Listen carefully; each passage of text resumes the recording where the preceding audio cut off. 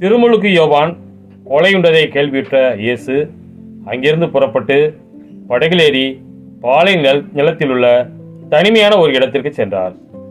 இதை கேள்விப்பட்ட திரளான மக்கள் ஊர்களிலிருந்து கால்நடையாக அவரை பின்தொடர்ந்தனர். இயேசு அங்கு சென்றபோது பெருந்திரளான மக்களை கண்டு அவர்கள் மீது பரிவு கொண்டார். அவர்களிடையே உடல் நலம் மற்றிருந்தோரை குணமாக்கினார்.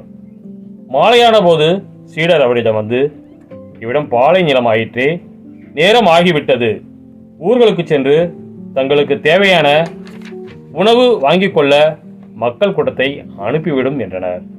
இயேசு அவர்களிடம், அவர்கள் செல்ல வேண்டியதில்லை, நீங்களே அவர்களுக்கு உணவு கொடுங்கள் என்றார். ஆனால் அவர்கள் அவரை பார்த்து, எங்களிடம் இங்கே 5 அப்பங்களும் 2 மீன்களும் தவிர வேறு எதுவும் இல்லை என்றார்கள். அவர் அவற்றை என்னிடம் இங்கே கொண்டு வாருங்கள் என்றார். மக்களை புல்தரையில் அமருமாறு ஆணையிட்டார்.